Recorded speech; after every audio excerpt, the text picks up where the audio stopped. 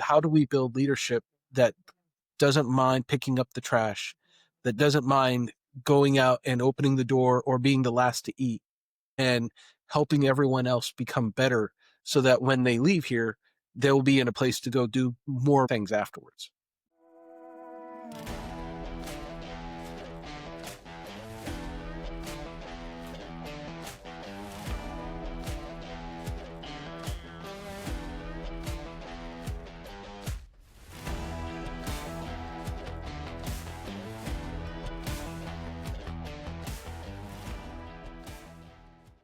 Welcome again to another episode of the Real Deal Landman Show. Drew Hopkins here, Jerris Johnson at my side, and we have a very special guest today. Today, we have the absolute pleasure of having Shad Frazier on with us. Shad is very well known in the industry, and we are so thankful for his time. Anyone that has known Shad throughout his career knows what a just rich resource he is on the personal side and just throughout the Permian and beyond.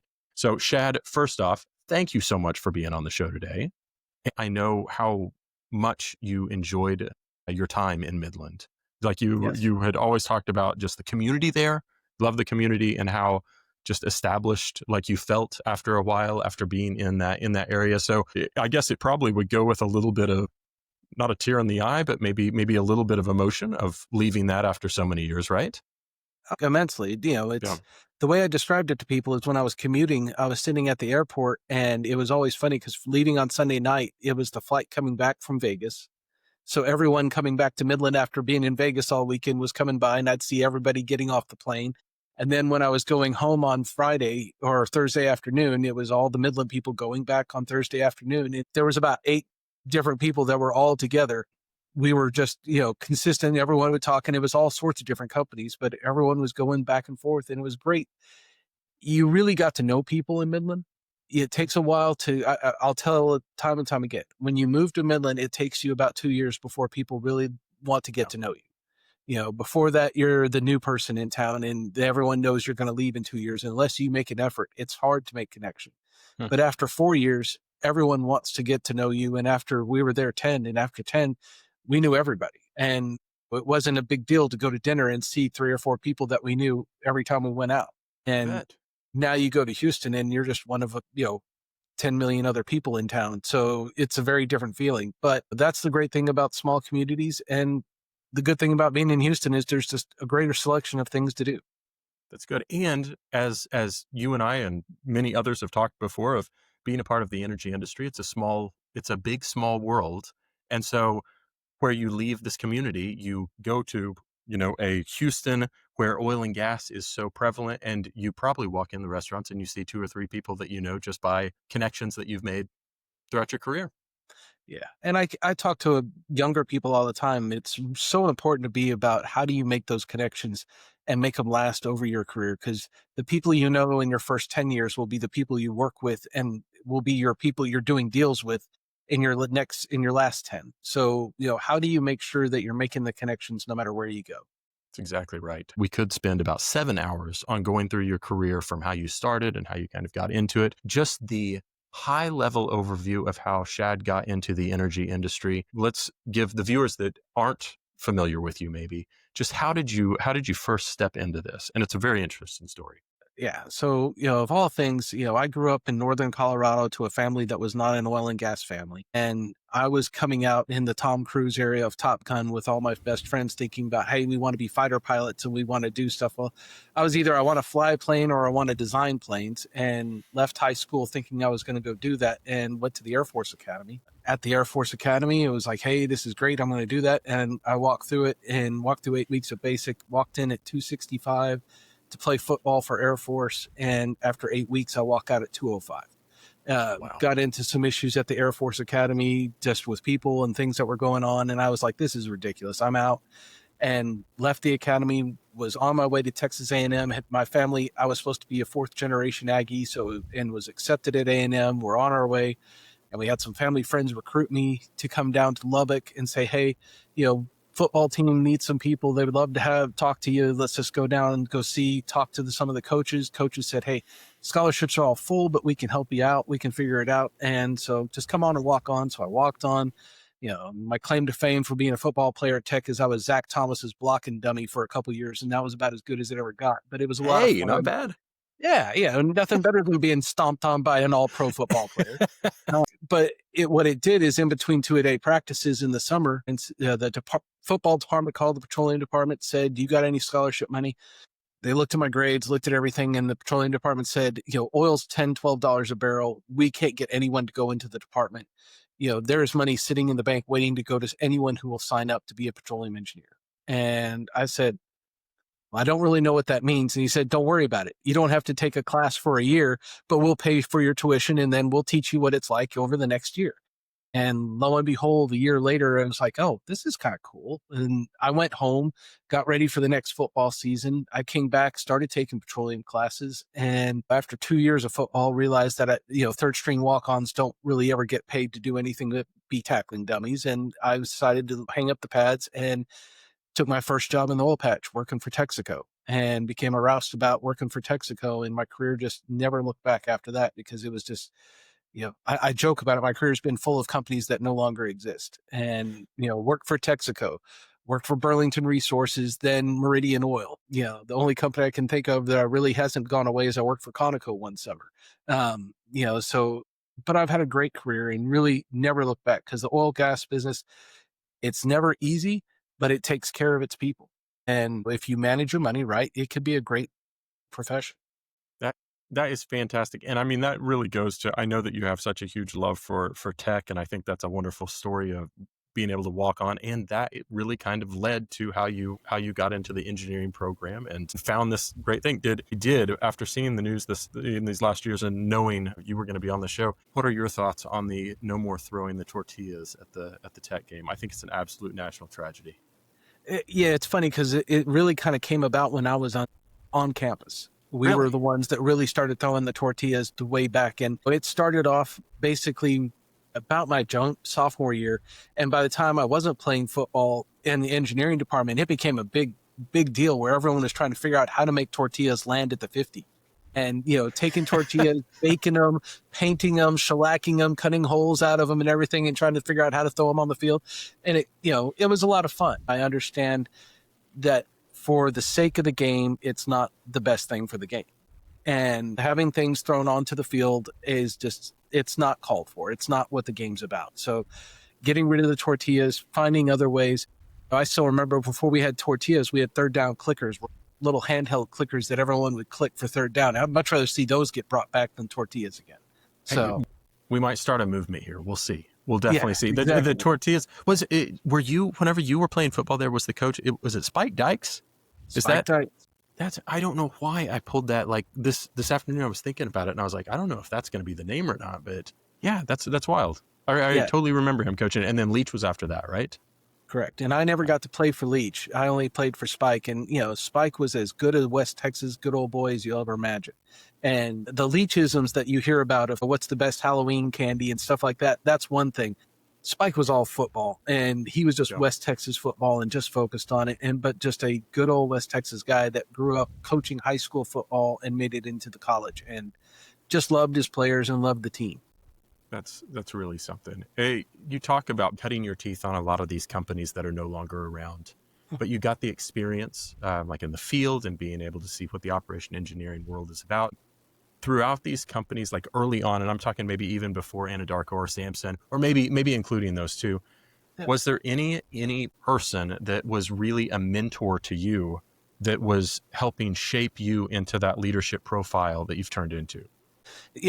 There were two people at Anadarko that really helped me out a lot. My first 2 years, I worked for a gentleman named Mike Bridges, and Mike Bridges was known by a lot of people at Anadarko, and he really helped train me and to learn what it meant to be an engineer. And I was one of the first Anadarko engineers to ever go to Houston first. And most everyone started off in Liberal, Kansas, or started off in West Texas and Midland. And I ended up supposedly starting in the Oklahoma City office, and they closed it down and moved it to Houston, and got to start in Houston, which was a blessing and a curse because they were not used to having a brand new engineer in the office.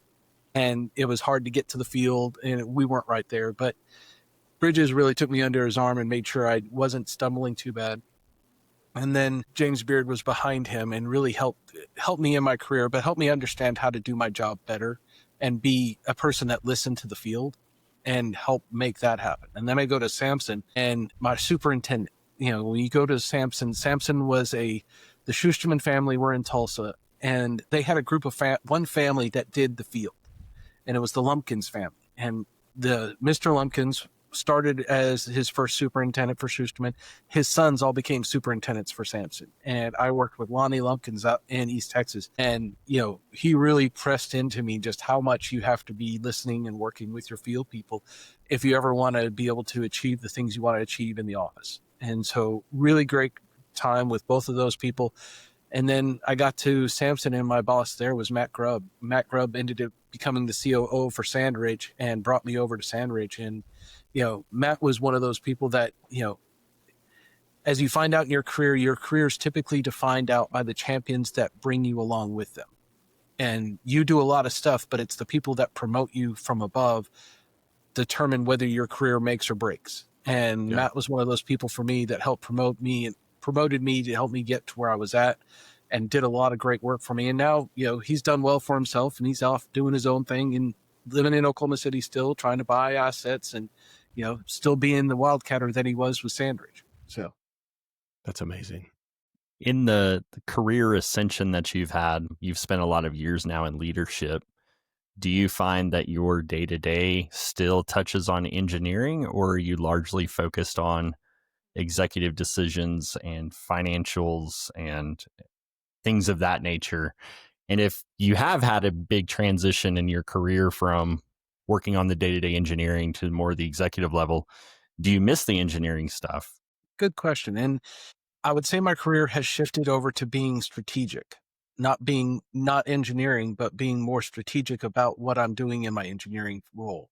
Yep. So it's not always about the fact that I'm not having to work on wells every day, but thinking about how do we want to work on wells, and what are the tools that we want to use or provide for our team so that they can work on the wells better. I really focused my career on how do I find new technologies that can be brought in to help my team be able to do their job easier, because engineers have enough to do every day that they don't need to be taking phone calls from every technology company out there. And so I've spent a large part of my time talking to companies and listening to companies' pitches on what it is that they could bring to the table. And I found some gems by doing that. It's that 1 out of 10 you take that's valuable. The other 9, you kind of listen and you I can't really do that right now, maybe down the road, and you put it back. And, one of the pieces of software that we brought into Endeavor, I saw the pitch 3 years before my team saw it. And I saw the pitch, I listened to them, and I said, hey, at Endeavor, we weren't ready for them yet. And I said, I could bring you in, but it'll train wreck because we don't have our systems in place. And 2 years later, my team started looking at it, and they made the pitch to me and said, hey, we really think this could work. And it's like, well, that's because we built the process and built the systems. Now we're ready for it. So yeah, let's bring them in and see what we could do. And it became a great blessing to the organization to bring that technology in when it was still brand new and fresh. I felt bad because there was a startup and they're 3 years in and they're just barely getting their wheels turning. And now this software's got 68% of the Permian's production running through it. Wow. That's amazing. I know, and I'm pulling back from old conversations that we had, but I know back in your time in Sandridge, you had achieved a big reduction in drilling and completion cost while also improving like the well performance by a substantial amount. And was that all with these different ways that you could kind of combine new technology that you were seeing coming on? Because that was right in kind of that area from that 2006 to like 14 that you were with Sandridge, and then moving on to Endeavor, that we really were kind of seeing that some changes in tech and some ways that people were being very aggressive on finding ways that they could cut costs and then also be able to extend the life of those wells. Take me back to kind of those areas of where you guys were really firing on all cylinders and some of the things that you were putting in place that you were really proud of. Yeah. So back then we were drilling in Andrews County. We were drilling basically San Andres wells. And really the project for Sandridge was we had gotten the acreage, we had bought it from a small outfit, and we were going to downspace it. So we started at 40 acres and we were taking it down to 5 acres. And the company needed the resource, the cash flow from that resource. But to make it, we had to maximize the cash flow because they were going to sell off the royalty interest and turn it into a royalty fund. So they were going to raise cash off the royalties. And that meant we had to drive our costs extremely down. So when we started off, we were well over $1 million to a well. And by really looking at lean management theories about how we were trying to spend time, how fast and how quickly we could organize, process, and really use efficiencies inside the system, we were going from 1.2 down to sub 700,000. And we went from spud to first sales of 21 days.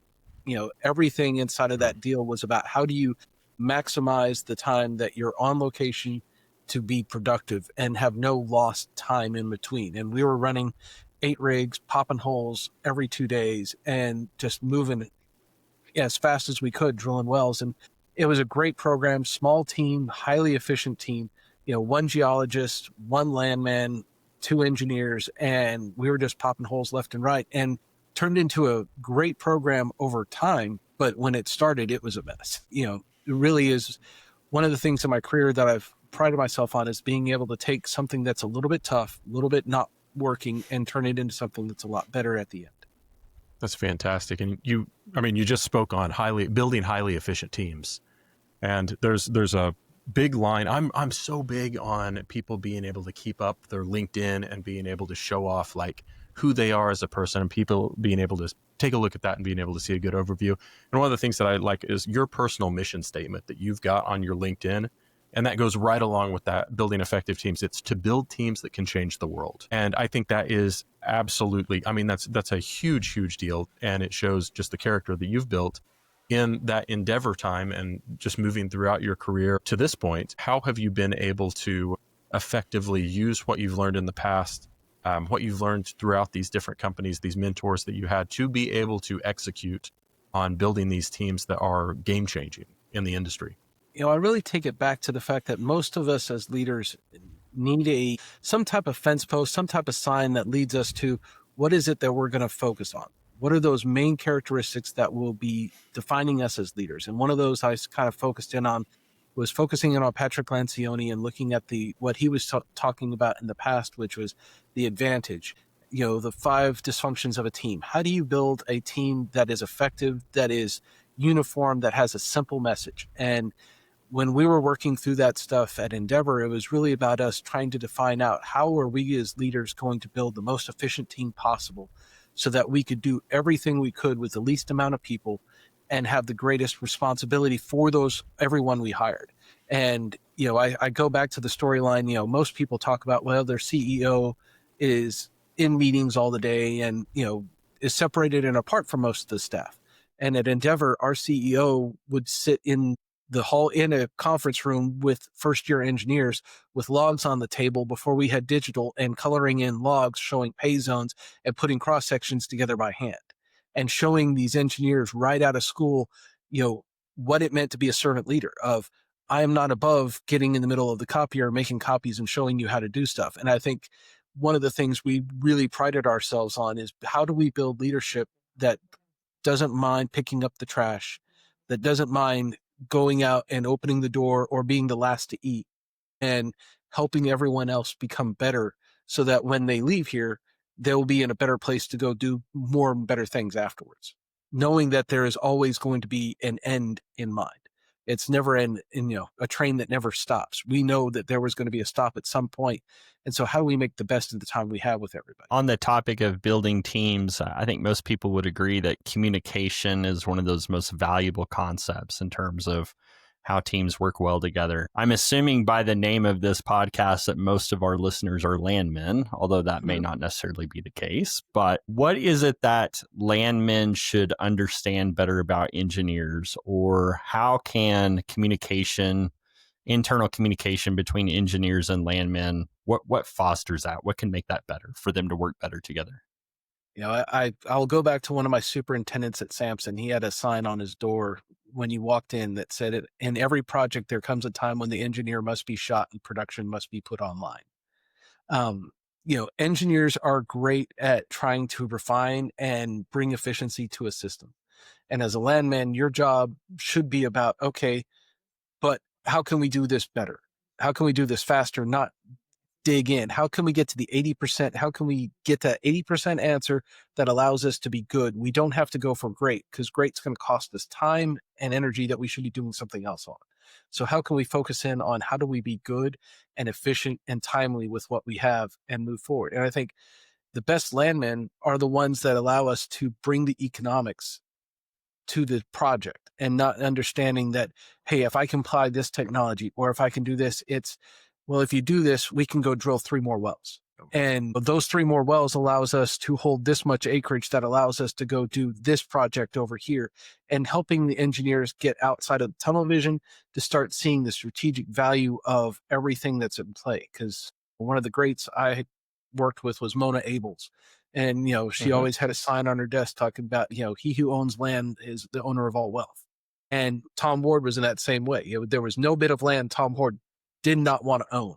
So, being a landman is about helping people understand the difference between having an asset and having a position, because they're very 2 different pieces of the puzzle. It's good words.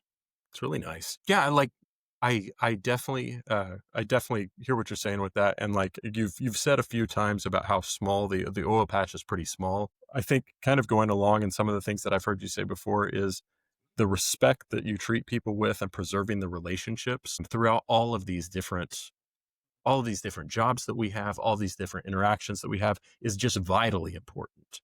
And so can you touch for a minute about, as maybe young people are coming up into the industry right now, and we see the ebbs and flows of how important it is to build those relationships, and just to make that as kind of a kicking off point of their careers? Yeah. So one of the lessons I learned from Chuck Malloy, who was our CEO at Endeavor, he came to me and he basically said, at some point in your career, you start to understand that you don't get promoted by your actions. You get promoted by the people you work with who want to work for you. And when they talk good of you, that means other managers are willing to promote you up so that they can work for you. And, really you have to work on not your job, but work on your relationships with the people you work with every day, because those relationships will define your success. The more you're able to work across lines, across departments, and with other people, the better you're capable of being able to see the success you want to have in your career.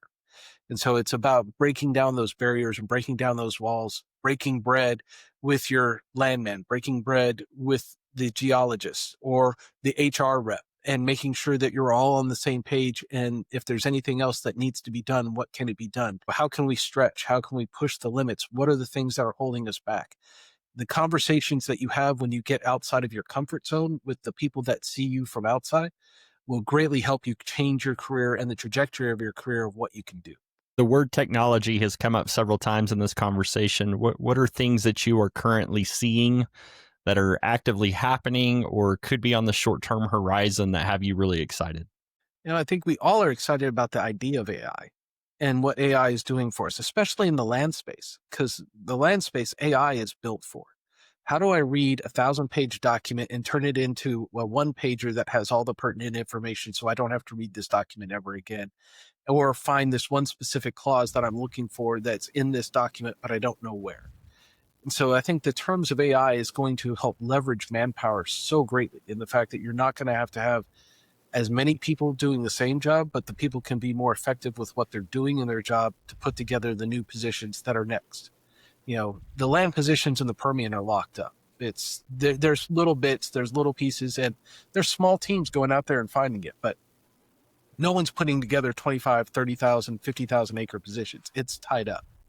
What's going to come next for us is the use of AI to figure out where's the next play, where's the next position that we need to be working on, and what are the keys to making sure that the next agreements that we put in place are the best agreements we can put in place. I've got family assets out in West Texas, and my dad's always like, okay, well, what do we need to put in this landowner agreement so we defend ourselves protectively? And so it's like, okay, we need to have a continuous drilling clause. We need to have an above and below surface containment so that if you drill here, it's 150 feet above, 150 feet below. Anything outside of that reverts back to us outside of the continuous drilling clauses. And things like that what's happening is that AI will bring up the intelligence of everyone involved, because you will be able to have a research tool that'll have been fed a lot of this information over time, and it'll start being able to write better agreements for both parties.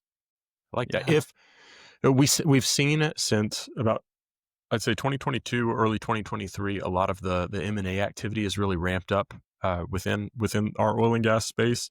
How do you see, just as kind of a wide look of over the next decade of the energy industry, how do you see that shaping up for the oil and gas operators that are currently, like, we've got the majors, the midsize. Um, how do you see this all playing out in the next 10 years? More mergers? Do you think it's going to stabilize? Stabilization is never something the oil patch does. It's either constantly in chaos or it's constantly in peril. So, and right now we're in one of those chaos periods where everyone's trying to figure out who's going to survive and what's going to be left. And, I think the biggest difference is that most of the majors have been sitting on cash, and not just a little bit of cash, a lot of cash. And that cash has to be deployed. And so they're trying to find ways to buy what makes sense, and we'll see more consolidation. And then you have the small guys, deals like Civitas and SM happening because they're defending themselves from being bought. Mm-hmm. And I'm going to take on more debt. I'm going to make it where it's not as accretive for someone to take me out. And so they're defending themselves, or in SM's case, trying to just get inventory so they have something more to drill. So we're going to see that because of the lack of inventory that's out there, that people will continue to consolidate to acquire inventory that's of value. And then as we move to the next plays, the question will be, that's where the new companies will start up. And I think what you're going to see over the next 3 years is you're going to see a boom of small startups that are going on and going out to find the next play, because all these cutbacks and all the people being laid off are either going to leave the industry or they're going to start up their own, and they're going to go after and go try to find something and go to make it into something. Yeah. And the majors will be left with the big pieces, and there'll be lots and lots of small pieces out there that are starting up and trying to figure it out. And I don't think it's going to be the 2014 to 20 private equity model where you're in and out in 3 years. I think it's going to be a little bit longer, building production systems, production cash flow models where people are going out and buying production and giving a return on that production more than just turn and flip. Because I don't think you're going to see a lot of people trying to buy small companies and turn them into something, because Makes sense. It's been difficult for a lot of organizations. I mean, you look at the Black Swan deal that Ovenev has done, and trying to merge 3 companies and 3 small little outfits, and the chaos that's created in Ovenev, that they're just now getting their hands on, a year and a half later, and it's turning into something, but it's been a lot of work. That is a ton of work. For people who think that they might be interested in doing one of these startup ventures, what is the type of persona that is going to be most successful in this?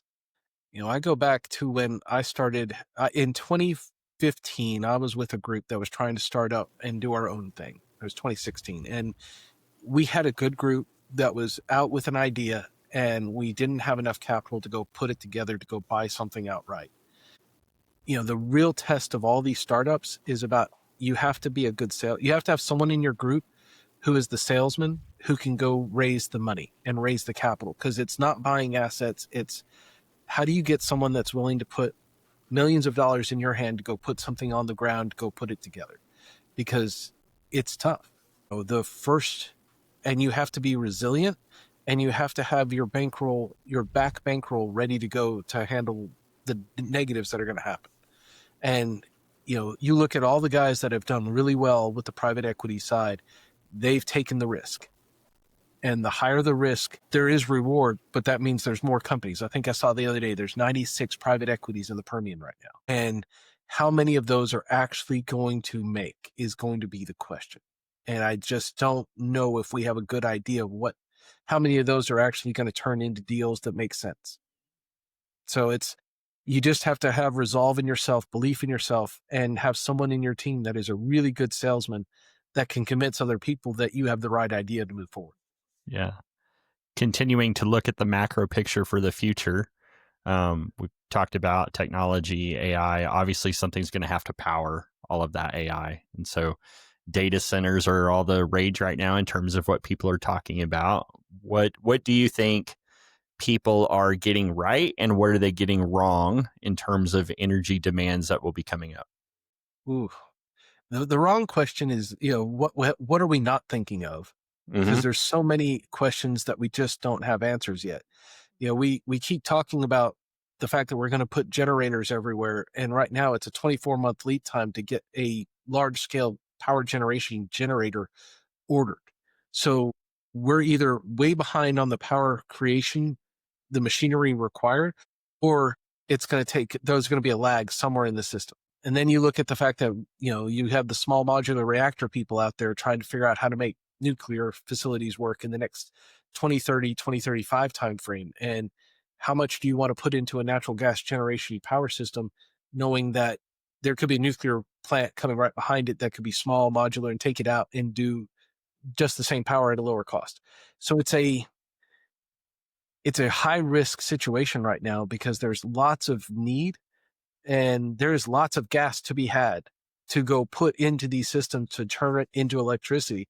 But you got to have the equipment, and the equipment, if you didn't order it 2 years ago, those that have the equipment, ProPower, and the fact that they have power generation being used, and that's offsetting their oilfield services costs is going down while their power generation costs are going up. And they had a great quarter because of the power side. So, those that were ahead on power and putting generation orders in 2 years ago are going to win. And those that are trying to do it now are going to be playing catch up.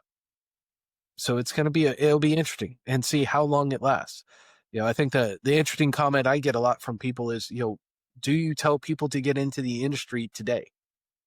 If you were a new kid coming into colleges, would you tell them to get into the energy industry today? And I say the difference for a new kid coming in is that the world has 100 million barrels of oil a day being used. And the world needs 400 million barrels of oil to bring the rest of the world to our living standard. So is there room for everyone to get into this place? Yes. And we need more people because right now there's people in Africa that aren't getting educated at all because all they do is spend time collecting water and collecting firewood. And we need to bring the rest of the world up to meet our standards. And how much better would the world be?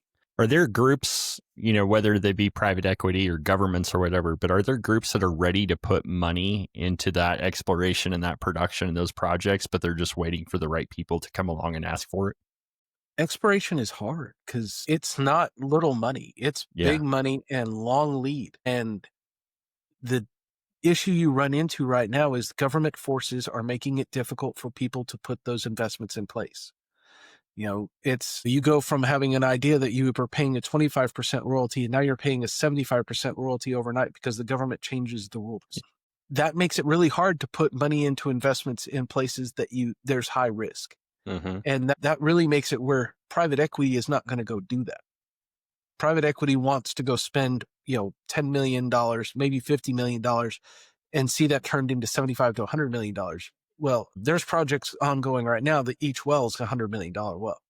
And that is not something that those exploration wells will happen, but people spent money 5 years ago to put the positions together, and it's be another 5 years before the well's drilled.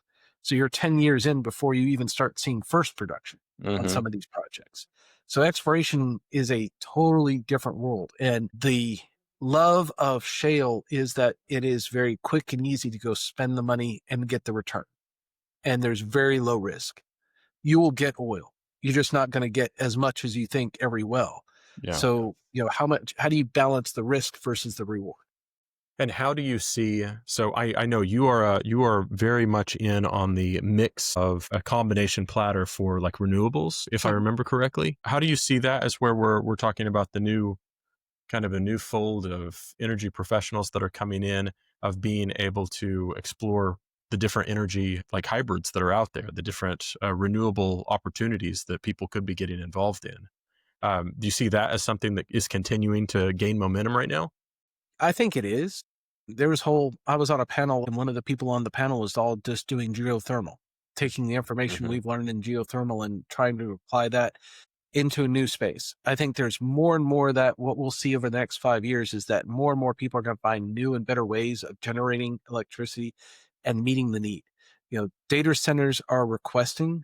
And the great thing about the capitalist society is that when there is a need, other people will find a way to fill it. And they will find whatever they need to be able to fill it in the most profitable way. So companies are going to go out there and try to find ways to meet the needs, or those companies will do it themselves. And you've already seen that where Elon's putting power stations and putting in natural gas power stations right next to his facilities to drive the electricity because he can't get it off the grid. So he's generating it himself because he knows where he can tap a pipeline. And, it's how do we get around the rules that are causing us to not be able to meet the needs of the capitalist society or the problem? What do you see for the energy mindset going into 2026 and beyond that you're looking forward to? Really what I'm excited about is, like we talked a little bit about, the changes that have happened in the industry are freeing up people to go take on the bigger risks that they wouldn't do before. And those bigger risks are going to open up the next plays and open up the next ideas that haven't been trialed, haven't been tested. And I think what we'll see in 2026 is the birth of the entrepreneur going out and building what's next and trying to define where they can go and make that happen. Everyone else is going to be in consolidation, and all the big guys are all in the consolidation of their manpower. And that just means it's freeing up the people that don't meet the needs of those organizations. And a lot of times the people that don't meet the needs of those organizations are the people that are best suited for going out and meeting the small company, 1-3-man shops, going out and making something new and different that will redefine where we are 10 years from now. And you go back to George Mitchell, and he's talking about fracking in East Texas.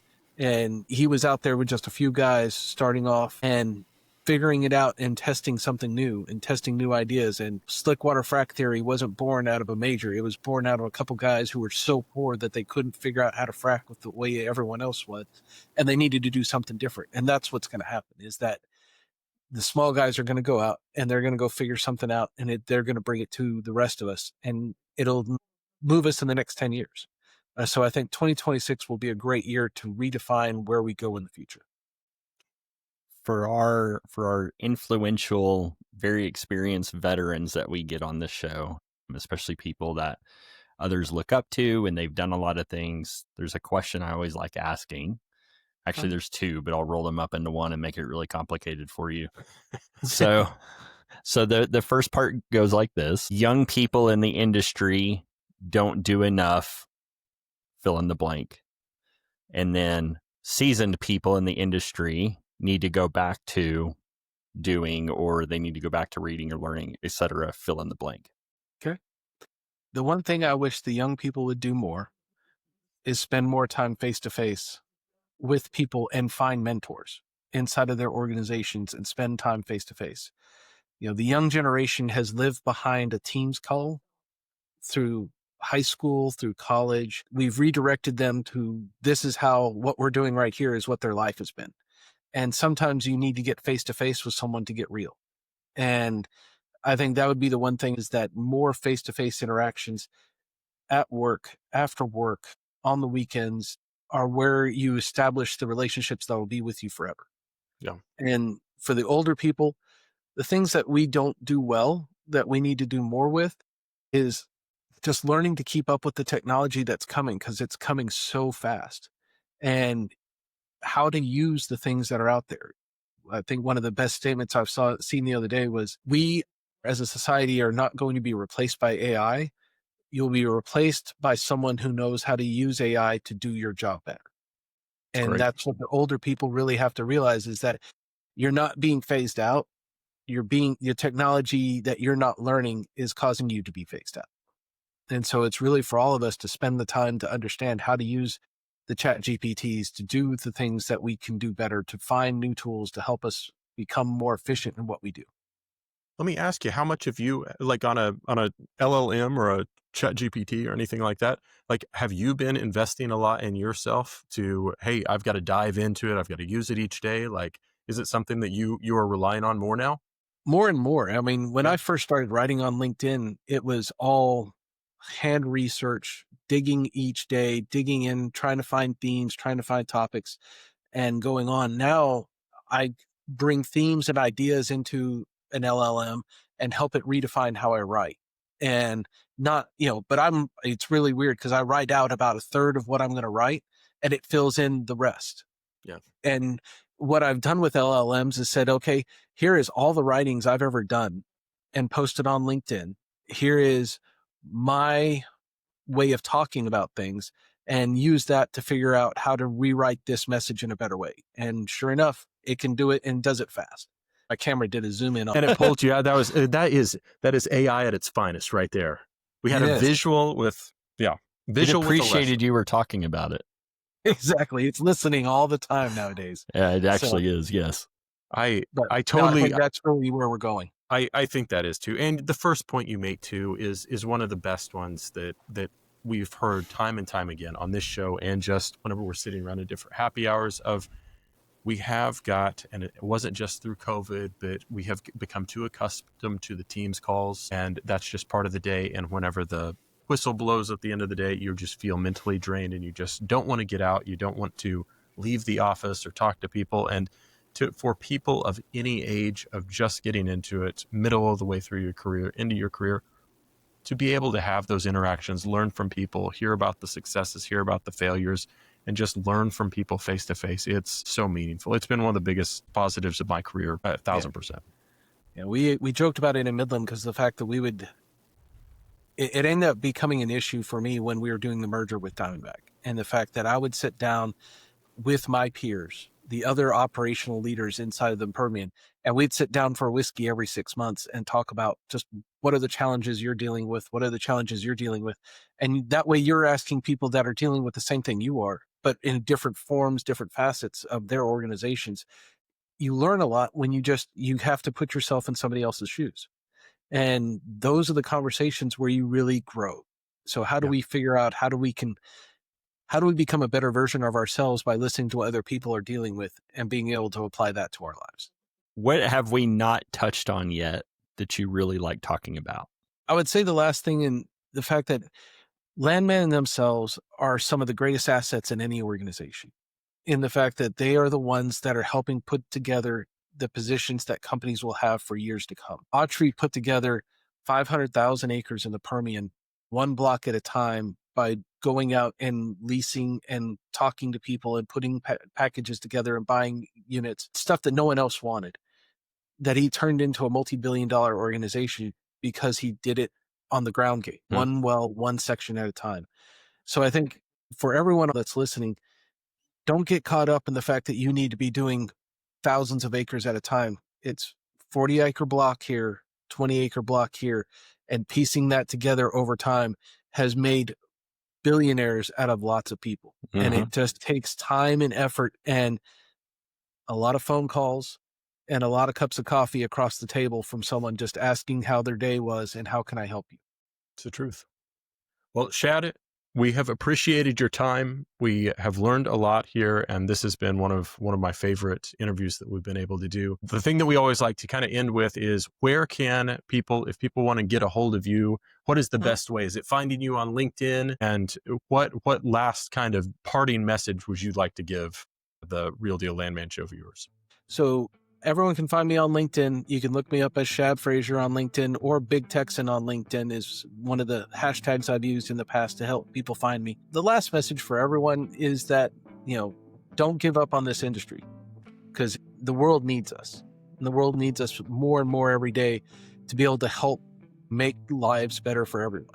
So we're not done. We're not dying. We're just transitioning into the next phase of the oil patch. And so pull your boots on, put the hard hat on. Let's go out there and be safe, and let's go find the next batch. Fantastic words. Well, for Drew Hopkins, for Jerris Johnson, for Recom Tech Shad Frazier, we are so thankful that you guys tuned in again today, and we look forward to seeing you on the next episode of the Real Deal Landman Show. Thanks a lot, and we'll see you next time. Thank you.